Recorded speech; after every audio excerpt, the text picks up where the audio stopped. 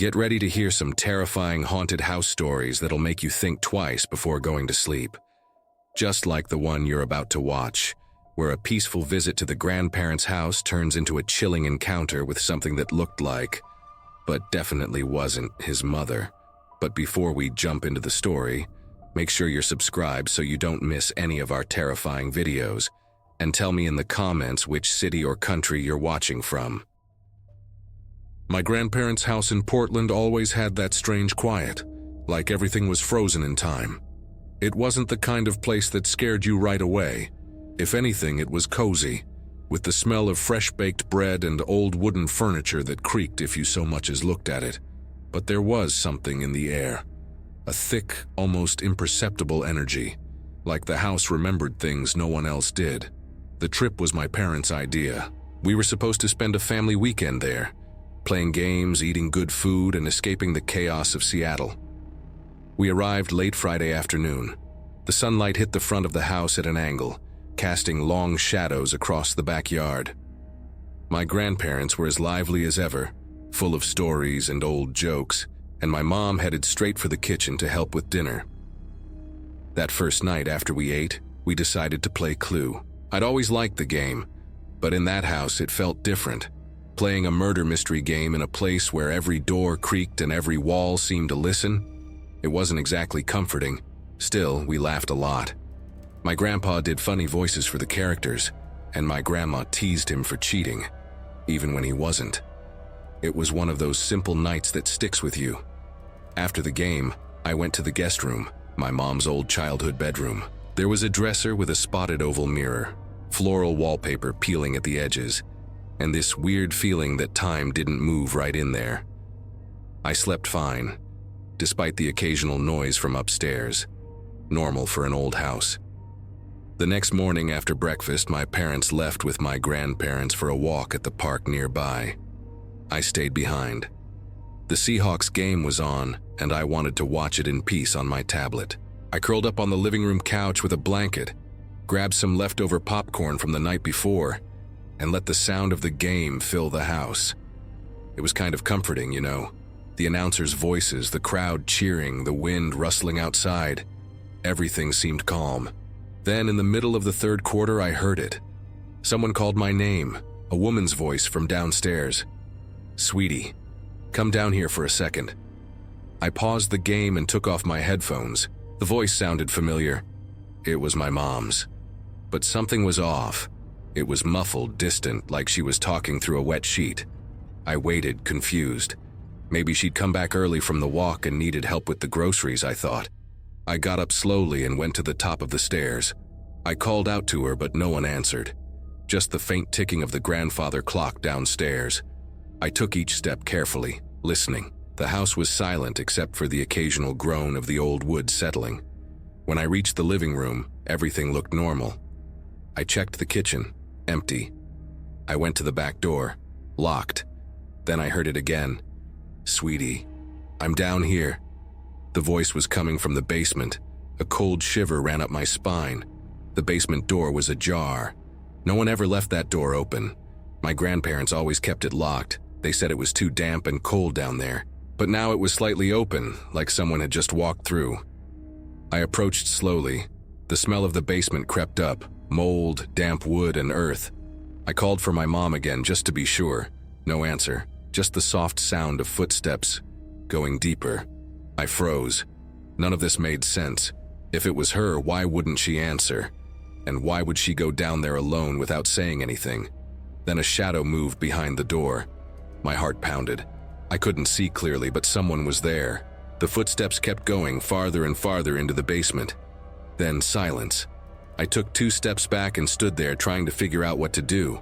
Part of me wanted to open that door and see for myself. But another part, stronger, instinctive, screamed at me to stay away. That's when I heard a noise from upstairs. I looked toward the staircase and my blood turned to ice. There, standing at the top, was my mom. Or something that looked like her.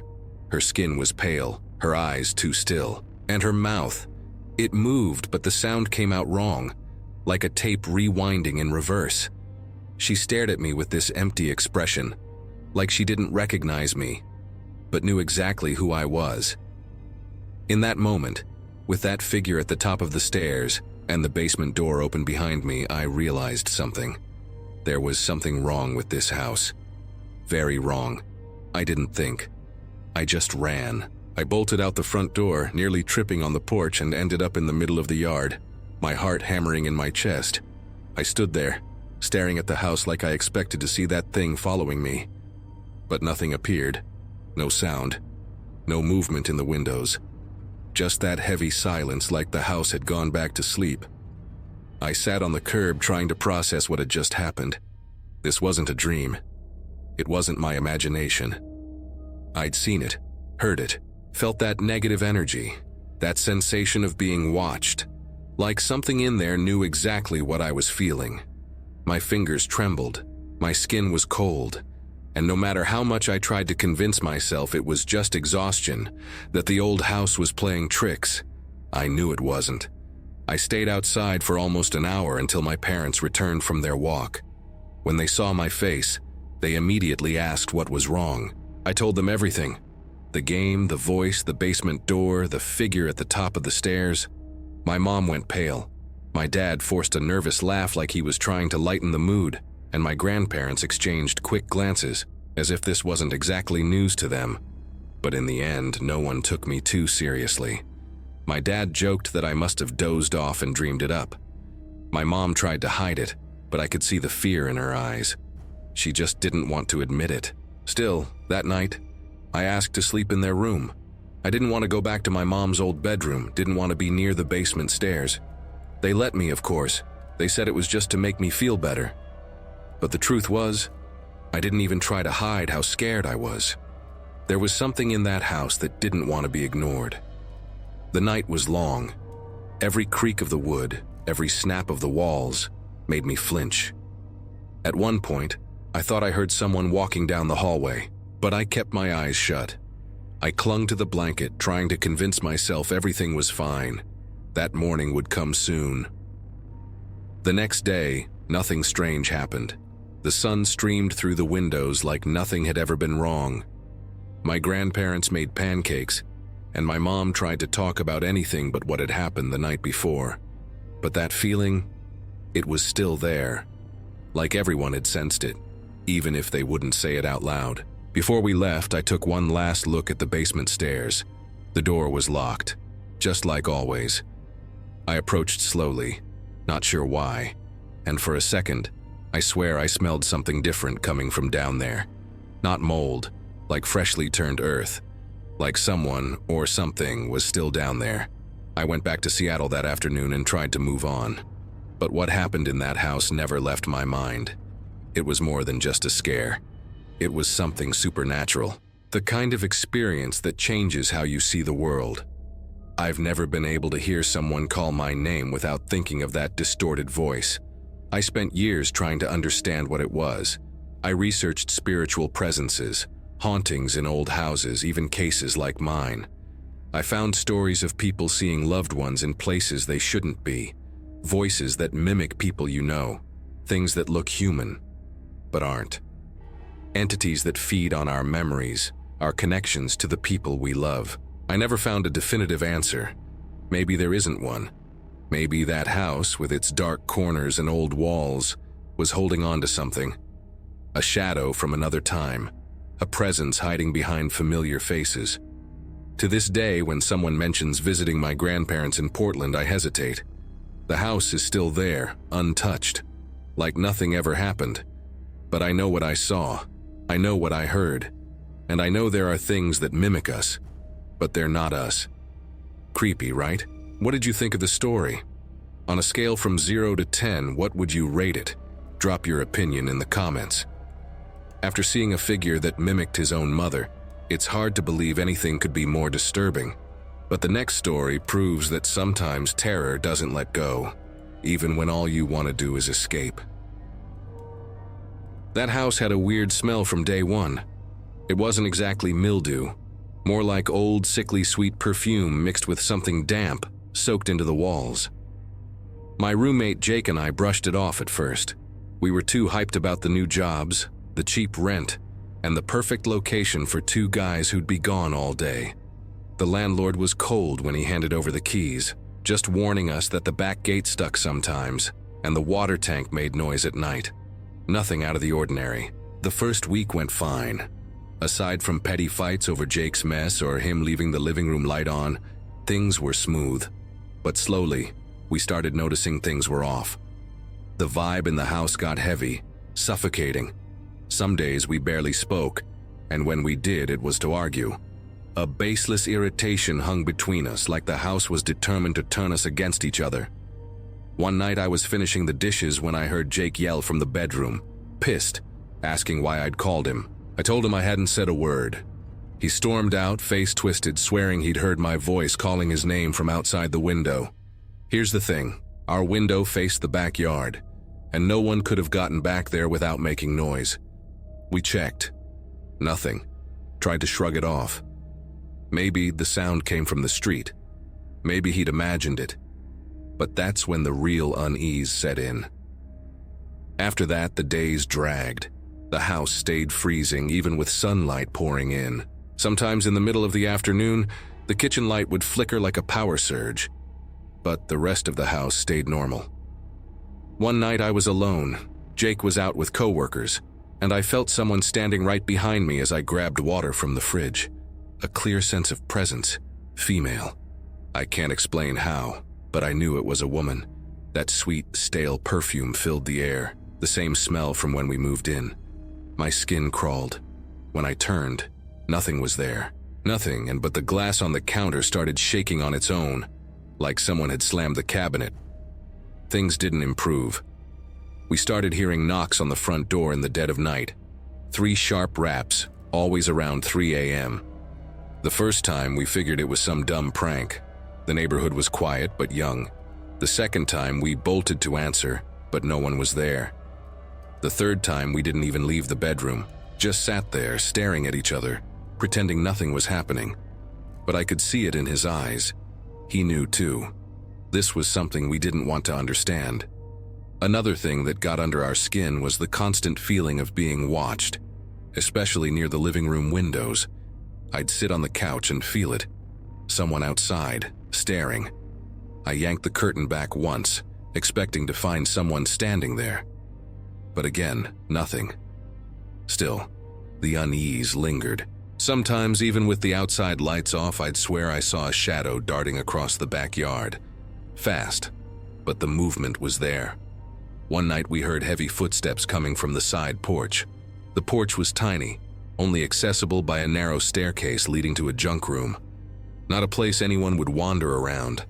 The steps dragged, like someone was barefoot or wearing old, heavy shoes. Jake grabbed a baseball bat and headed for the door. I followed. We opened it slowly, climbed the stairs, nothing. But the noise continued. Now it sounded like it was coming from inside the wall. The silence that followed was worse. We just stood there, frozen, then went back to bed without a word. That night I couldn't sleep. I tossed and turned until my body went ice cold. I opened my eyes and saw a woman. She was hovering above me, floating, her face twisted like it had been crushed from the inside. Her eyes were hollow, her hair dripping wet, dark liquid falling onto my chest. I couldn't move, tried to scream, but nothing came out. I could only stare. When I blinked, she was gone.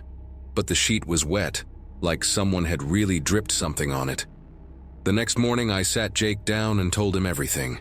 He was quiet for a long time, then admitted he'd seen something similar. Just a shadow of a woman in the hallway, standing with her back to him, staring at the wall. He blinked, and she vanished. That's when it hit us. This wasn't in our heads. We were sharing a supernatural experience. And that house, it didn't want us to leave. But we had no idea how hard it would be to get out. Once we started talking about what we'd seen, the house seemed to get worse. Like it knew we'd figured out its secret. The fights between us stopped, but the tension remained. Instead of taking it out on each other, we lived on edge. Every creak, every groan of the floorboards made us lock eyes, silently asking, "Did you hear that too?" We tried to ignore it, to go on with life, but the house wouldn't let us. One day Jake tried to leave early for work, but the front door wouldn't open. The key turned, but the lock jammed like something was holding it from the other side. He had to climb out the kitchen window. That became routine. Locking and unlocking that door turned into a daily battle, and the back gate, which already stuck, refused to budge at all. No amount of force, oil, or anything could open it. It was like the house was swallowing us whole. We started looking for another place to rent, but that's when the practical nightmare kicked in. The lease had a brutal clause we'd skimmed over, a hefty fee for breaking it early, and the landlord wasn't sympathetic. When we tried to explain that the house was off and we didn't feel safe, he just smirked and said, "It only gets bad when folks don't like it here. The house knows." That sent a chill down my spine. He knew. Still, we scraped together every penny to leave. Cut everything, food, fun, any extra spending. But the more we tried to escape, the more the house fought back. One night, every door in the house slammed at once. The bedroom, the kitchen, the bathroom. The lights flickered, and the living room radio turned on by itself, playing some old, scratchy record, slow and dragging. We ran out, slept in the car despite the cold. But the next morning, the car wouldn't start. Jake swore the battery was fine. We walked back, and the house seemed satisfied, like it was smiling, like it knew we had nowhere else to go. I started having nightmares about the woman. She appeared every night. Sometimes she whispered in my ear. Other times I'd wake up with her face inches from mine, her hollow eyes locked on me, like she was trying to crawl into my mind. One day, I saw her shadow slithering along the walls, following me down the hallway. I'd spin around, but she'd vanish. Yet the sweet, rotten smell lingered. It always did. We reached a breaking point. Jake snapped, started screaming at the walls, saying he wasn't crazy, that he'd tear the place down, burn it to the ground. I held him back, tried to calm him, but deep down, I got it. The house was breaking us, mentally, physically, emotionally, and no one helped. The rental agency ignored our emails, the neighbors avoided eye contact. We were alone. One day, Jake disappeared for hours. He came back at night, pale, saying he'd gone to see a local healer who lived on a nearby farm. According to her, the house had a history. A woman had lived there alone for decades, rumored to have done work in the kitchen, messing with things she shouldn't have. She died there, alone. Her body wasn't found for days. Since then, no one lasted long in that house. But the landlord always found a way to rent it to outsiders, always with an ironclad lease. We tried prayers, candles, salt, everything the healer suggested. Nothing worked. That night was the worst. The whole house pulsed, like it was alive. We heard low laughter from inside the cabinets, thumps on the ceiling, footsteps in the walls. I didn't sleep, just sat on the floor, light on, waiting for dawn. The last week, we stopped going to work. We couldn't focus. Our only goal was getting out, any way we could. We sold everything, even our clothes, just to scrape together enough to break the lease and rent a tiny place in a remote village. When we went to return the keys, the landlord showed up, looked at us and said, "You lasted longer than I expected." I wanted to ask what he meant, but Jake grabbed my arm and pulled me away. We left the house behind, but that sweet, rotten smell clung to our clothes. We never found out what was really in there. Whether it was the spirit of that woman, some built-up negative energy, or something even worse. But even now, sometimes I wake up feeling like someone's watching me from the corner of the room. That strange perfume fills the air, and for a second, I feel like I'm still there, trapped in that house that never wanted us to leave. Spooky stuff, huh? Being trapped in a haunted house is already suffocating. But what if the danger is right outside your door, calling your name in the middle of the night? That's exactly what happens in our next story. It was an unbearable kind of heat that night.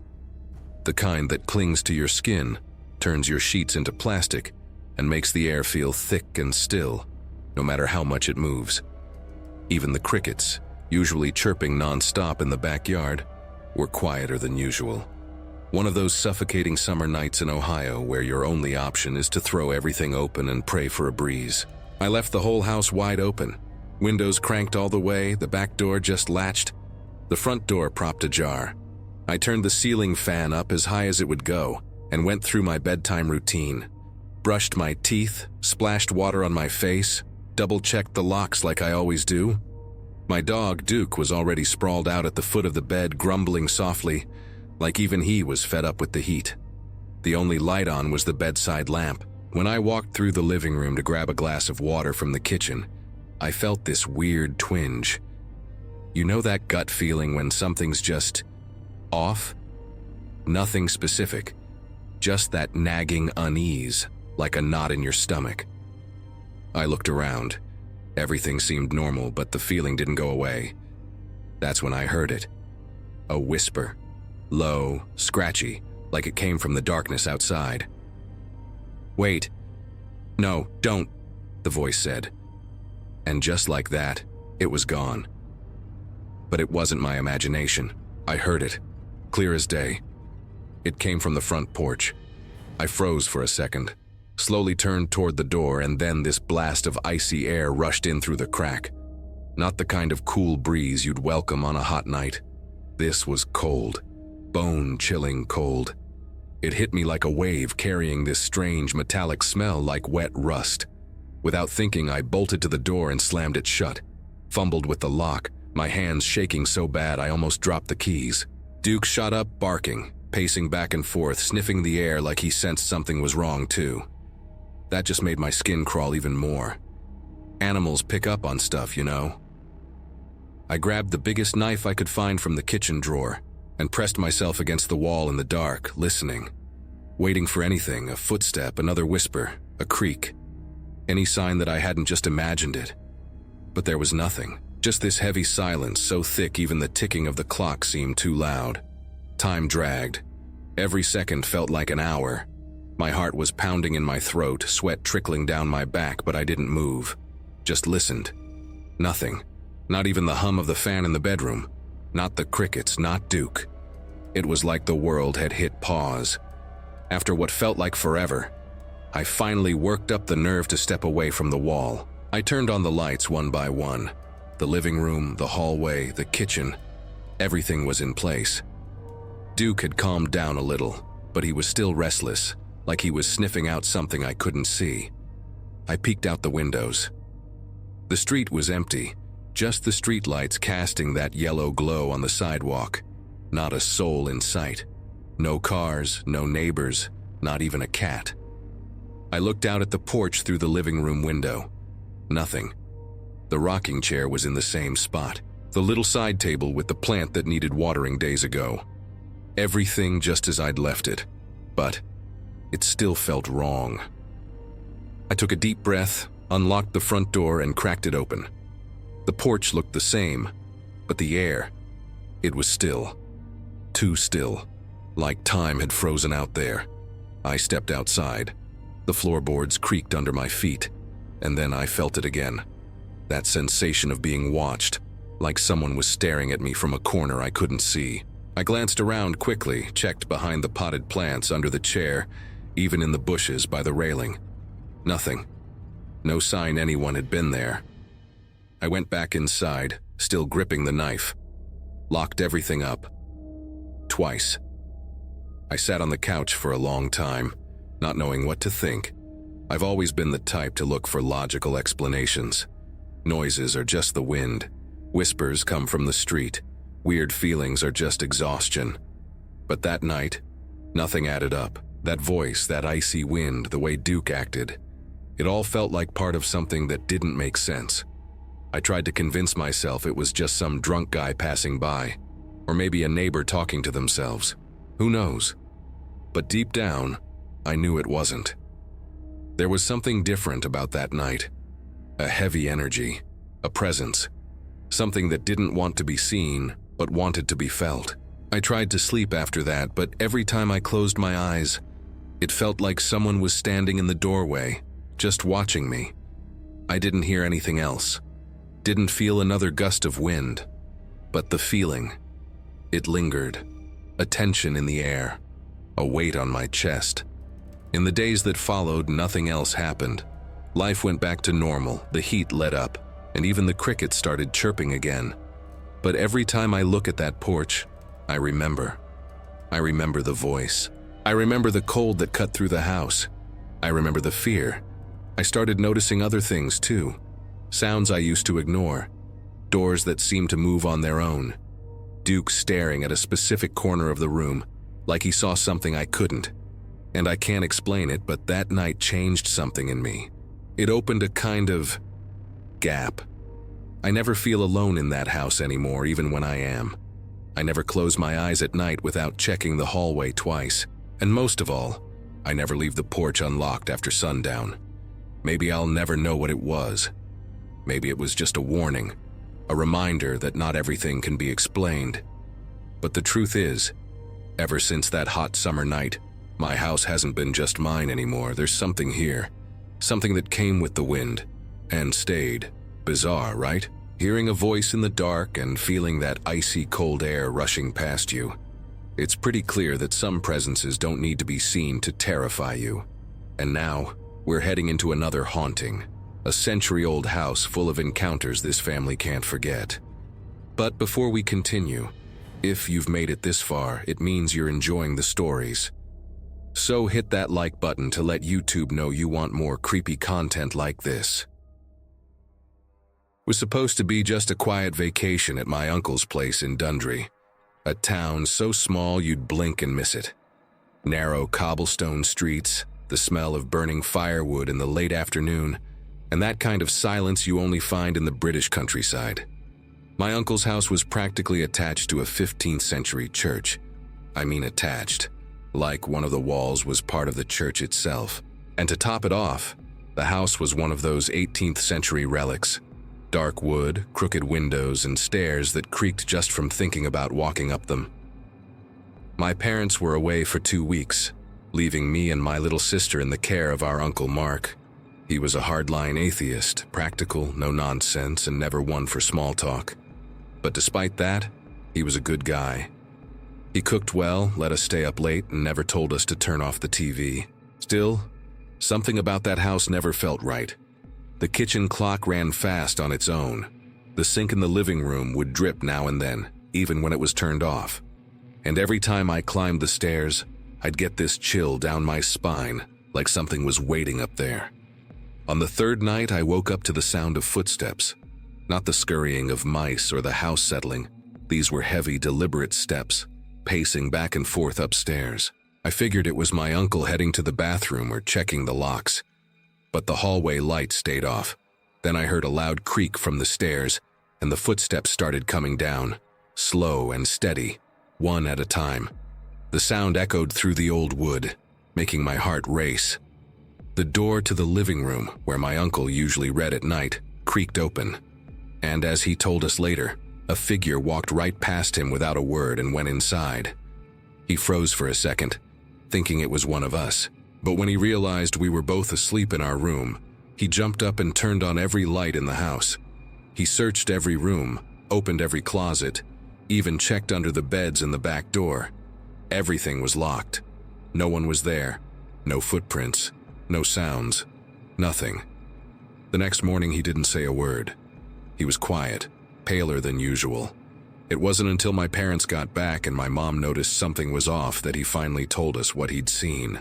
My mom, who's always believed in that kind of thing, didn't hesitate. She called a priest from the church next door to bless the house. The priest showed up in his full robes, carrying a little bottle of holy water, and started moving through the rooms, praying under his breath. When he got to my grandma's old room at the back of the house, he paused for a moment, closed his eyes, and whispered something no one could make out. Later, almost as an afterthought, he mentioned he'd felt a heavy presence there, like something ancient had seeped into the place. My mom went cold. It was only after the blessing that we found out the house's history. Back in the day, it belonged to the village butcher, a lonely man who'd lived there for decades in the 1700s. People said he was odd, talked to himself, and sometimes left rotting meat near the church like an offering. And here's the weirdest part. According to old records, the attic was used as some kind of storage room, but for some reason, it was always locked. No one knows for sure what he kept up there. Years went by, and I mostly forgot about it all. Until, as an adult, I decided to visit my uncle again. He still lived in the same house despite everything. He said he'd gotten used to it, stopped hearing the footsteps, stopped seeing things. But the atmosphere was still heavy. Stepping inside, I felt like time had stood still.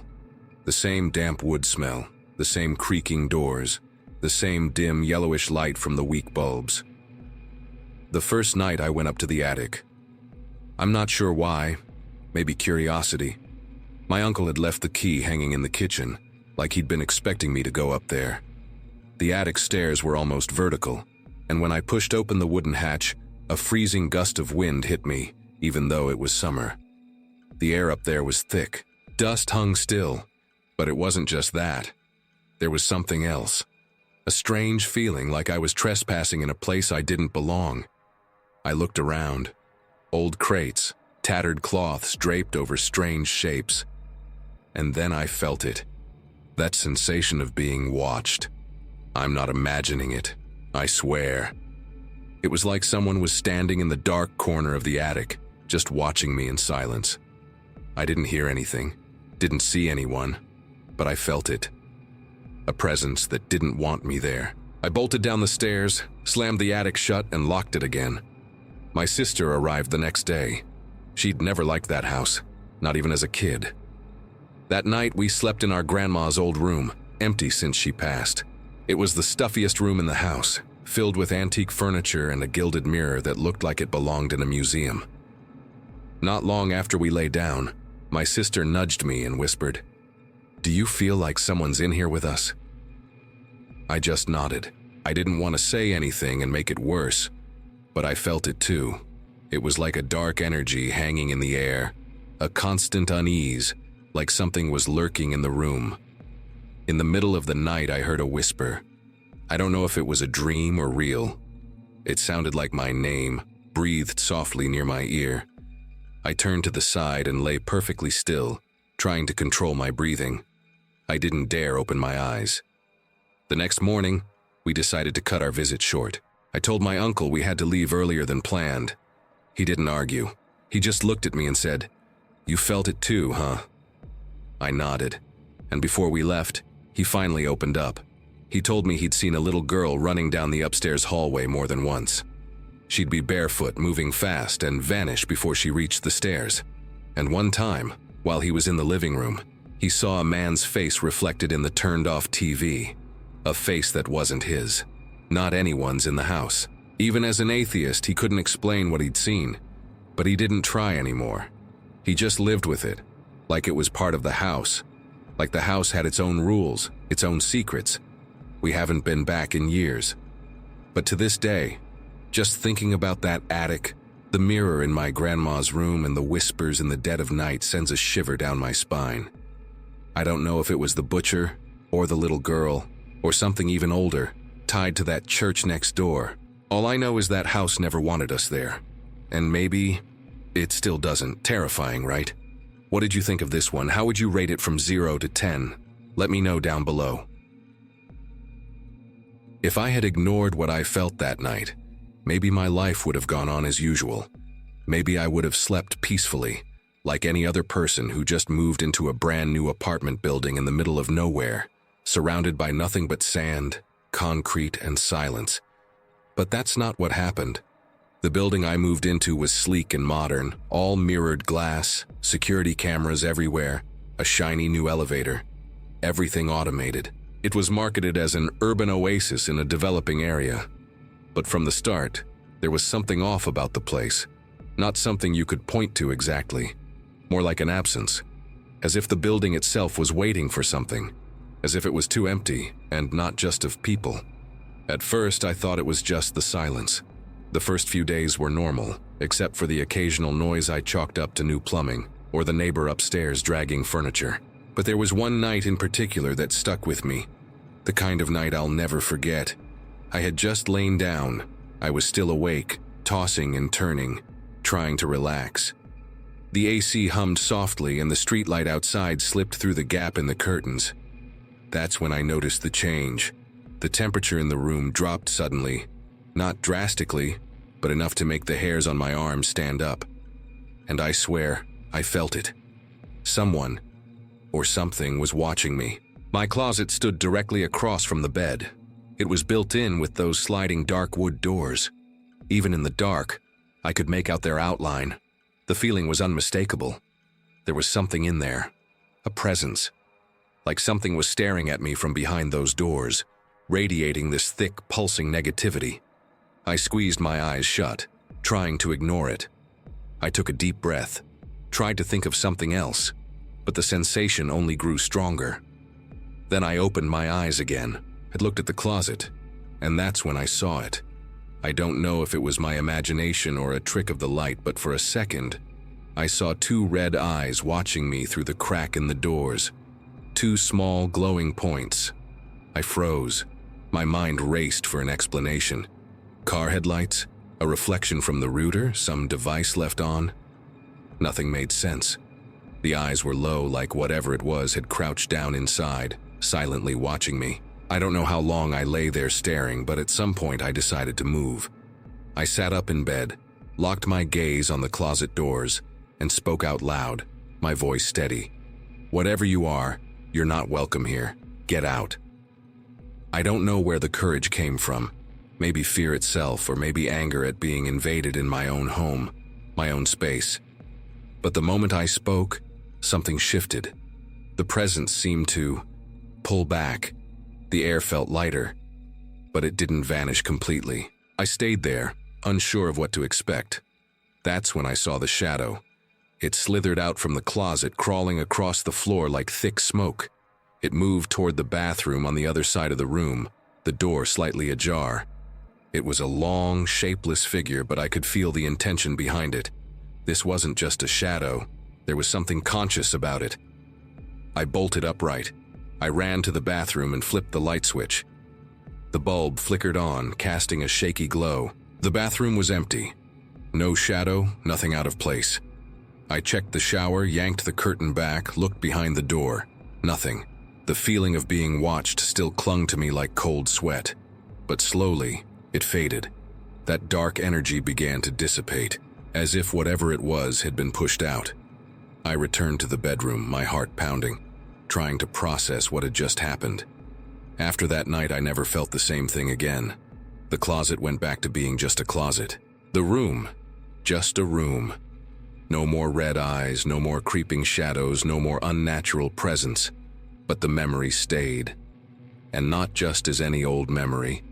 It was like the energy of that moment had left a scar on how I see the world.